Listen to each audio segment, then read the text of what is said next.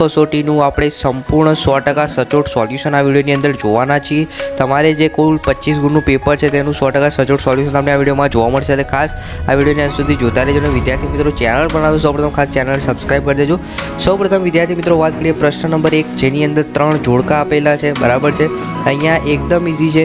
ગોપાળ બાપા અહીંયા પાત્ર લેખન જે છે સાહિત્ય છે આપ્યું છે અને એની આધારે એની કઈ કૃતિ છે, બરાબર છે, એના કર્તા કોણ છે એ તમારે જોડકા સામે જોડવાનું છે। તો યોગ્ય જવાબ આપણે વિડીયોની અંદર જોઈ લઈએ। પહેલું છે ગોપાળ બાપા। તો ગોપાળ બાપામાં પાત્ર જે છે એમાં આવશે મનુભાઈ પંચોળી ક। તો પહેલામાં શું આવશે ભાઈ? મનુભાઈ પંચોળી, બરાબર। ચલો ત્યારબાદ બીજું પાત્ર છે, તમે સ્ક્રીન ઉપર જોઈ શકો છો। પછી સાંભળ્યોજી બોલ્યા, તો એમાં શું આવશે? પ્રેમાનંદ। અને ત્રીજા નંબરમાં તમે સ્ક્રીન ઉપર જોઈ શકો છો ચોરી અને પ્રાયશ્ચિત, તો એમાં આવશે ગાંધીજી, બરાબર। તો આ 3 જોડકા ખાસ યાદ રાખજો, તમને પરીક્ષામાં પૂછાશે એટલે તમારા આ રીતે આગળ છે પ્રશ્ન નંબર 2 તમે સ્ક્રીન ઉપર જોઈ શકો છો। 2 ખાલી જગ્યાઓ આપેલી છે, બરાબર છે। આપણે બંને ખાલી જગ્યાઓ જોઈ લઈએ। પહેલી છે જીવનરૂપી યુદ્ધમાં કવિ ખાલી જગ્યામાં ભમ્યા હતા। તો કવિ શામાં ભમ્યા હતા ભાઈ? તો જવાબ આવશે જંગલમાં, બરાબર છે। તો આખું આપણે જવાબ આ રીતે લખવાનો છે કે ભાઈ જીવનરૂપી યુદ્ધમાં કવિ જગતમાં ભમ્યા હતા, જગત જવાબ આવશે। બીજી ખાલી જગ્યા છે, એમાં પ્રશ્ન છે કે ભાઈ તુલસી શ્યામ જવા આવવાના માર્ગે શિવાલય ખાલી જગ્યાએ બંધાવ્યું હતું। તો શિવાલય જે છે કોણે બંધાવ્યું હતું? તો પેશવા સરકારે બંધાવ્યું હતું, પેશવા સરકારે। ક્લિયર? ચલો આગળ પ્રશ્ન નંબર 2 બ નંબરનો જે પ્રશ્ન છે એક વાક્યમાં પ્રશ્નોના ઉત્તર આપવાના છે। પહેલો પ્રશ્ન છે ગોવાળમાં ગિરધર કેવા શોભી રહ્યા છે? તો તમારે જવાબમાં લખવાનું કે ગોવાળમાં ગિરધર કેવાની જગ્યાએ તમારે જવાબમાં શું લખવાનું? તારામંડળના ચંદ્રની જેમ, બરાબર છે, શોભી રહ્યા છે। તો તારા મંડળના ચંદ્રની જેમ શોભી રહ્યા છે, બરાબર। ગોવાળમાં ગિરધર તારામંડળના ચંદ્રની જેમ શોભી રહ્યા છે। બીજો પ્રશ્ન છે ગોરાડીએ શ્રી કૃષ્ણ અને સુદામાને કયું કામ સોંપ્યું હતું? તો જવાબમાં શું લખવાનું કે ગોરાણીએ શ્રી કૃષ્ણ અને સુદામાને જંગલમાંથી લાકડા વીણી લાવવાનું કામ સોંપાયું હતું। ફરીથી કહું છું, ખાસ ધ્યાન રાખજો, આ રીતે જવાબ લખવાનો છે। ગોરાડીએ શ્રી કૃષ્ણ અને સુદામાને જંગલમાંથી લાકડા વીણી લાવવાનું કામ સોંપ્યું હતું। આગળ જોઈએ પ્રશ્ન નંબર 3 જેની અંદર 2-3 વાક્યોમાં પ્રશ્નોના જવાબ આપવાના છે। એક પ્રશ્નના 2-2 માર્ક્સ છે, એટલે આખા 2 પ્રશ્નોના ટોટલ 4 માર્ક્સ છે। અને જે પ્રશ્ન નંબર 4 છે, બરાબર છે, એમાં પણ સેમ એક પ્રશ્ન 2 માર્ક્સનો છે। આપણે જોઈ લઈએ 3 પ્રશ્નોના જવાબો। એટલે મિત્રો સ્ક્રીન ઉપર તમે જોઈ શકો છો પહેલા નંબરનો જે પ્રશ્ન છે કે ગુર્જરીના ગૃહકુંજે કાવ્યમાં પ્રારંભ જીવન માટેનો કવિ અનુભવ કેવો હતો એ જણાવવાનું છે। તો એમાં તમારે આન્સર આ રીતે લખવાનો છે। 2 માર્ક્સનો પ્રશ્ન છે। કવિનો પ્રારંભના જીવન માટેનો પહેલો અનુભવ હતો કે ગુર્જરીના ગૃહકુંજે એમનો જન્મ થયો। અહીં પાપા પગલી માંડી, એમના યૌવનની વાદળી પણ અહીં જ વરસી હતી, એમનું યૌવન પણ અહીં જ પાંગર્યું હતું। તો આ રીતે તમારે જવાબ લખવાનો છે, જેના 2 માર્ક્સ છે, બરાબર। ક્લિયર? આ રીતે લખશો એટલે પૂરેપૂરા 2 માર્ક્સ તમને 100% મળશે। બીજો પ્રશ્ન છે ગાંધીજીએ ચિઠ્ઠીમાં શું લખ્યું હતું?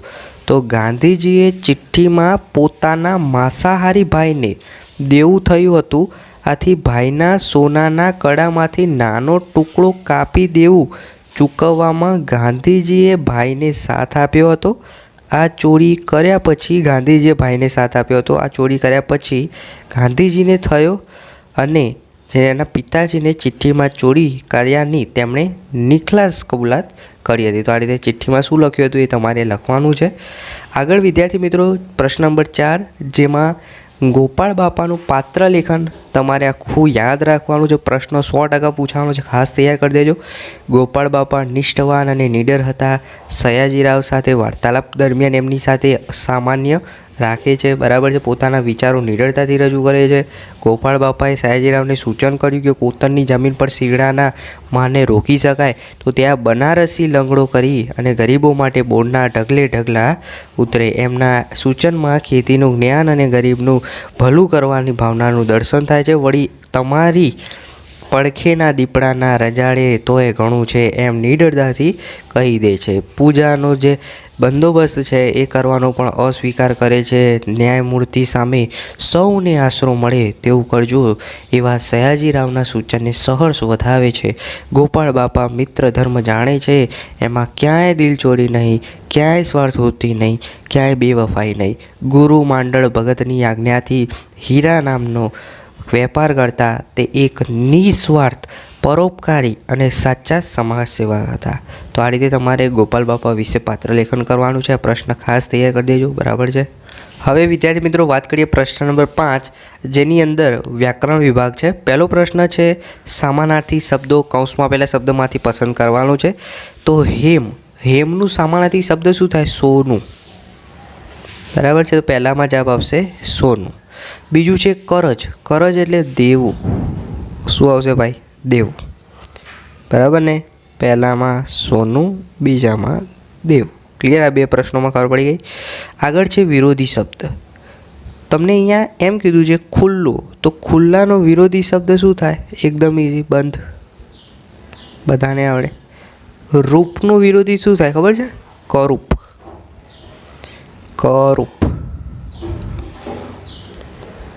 હવે ત્યારબાદ શબ્દ સમૂહ માટે એક શબ્દ આપો. આંબલા જેવી ધાર. આંબલા જેવી ધાર એટલે કેવી? મુશળધાર વરસાદ પડે છે. મુશળધાર. ક્લિયર? બ નંબરનું છે એમાં ઓઢવાની જાડી ચાદર. તો એને શું કહેવાય? પછેડી કહેવાય. શું કહેવાય ભાઈ? પછેડી. નીચે બે શબ્દના ધ્વનિ શ્રેણી છૂટા કરો. દૂરબીન અને ગણપતિ. તો બંનેના ધ્વનિ શ્રેણી તમે સ્ક્રીન ઉપર જોઈ શકો છો, બરાબર. એ તમારા નોટબુકમાં લખીને ખાસ તૈયાર કરી દેજો, મોસ્ટ આઈએમપી છે. આગળ 5મો પ્રશ્ન છે નીચે આપેલા વાક્યમાંથી સંજ્ઞા સુધી તેના પ્રકાર જણાવો. તો ભગત કૂતરાને રોટલા નીડતા જાય, તો એમાં સંજ્ઞા કઈ છે ભાઈ? બરાબર છે. તો તમે સ્ક્રીન ઉપર બરાબર જોશો ને તો તમને ખ્યાલ આવશે કે ભાઈ ભગત કૂતરાને રોટલા નીડતા જાય છે.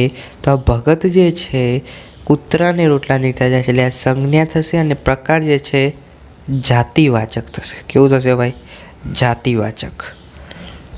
ત્યારબાદ રેખાકીત સર્વનામનો પ્રકાર જણાવો. તો આ એ જે છે એનો સર્વનામનો પ્રકાર જણાવવાનો છે. સર્વનામ એ છે જેનો પ્રકાર શું થશે? દર્શક સર્વનામ. દર્શક સર્વનામ. ત્યારબાદ આગળ તમને પૂછ્યું છે રેખાકીત વિશેષણનો પ્રકાર જણાવો. તો આપઘાતની વાત, તો એ શું થયું? સંબંધવાચક. શું આવશે ભાઈ? સંબંધવાચક.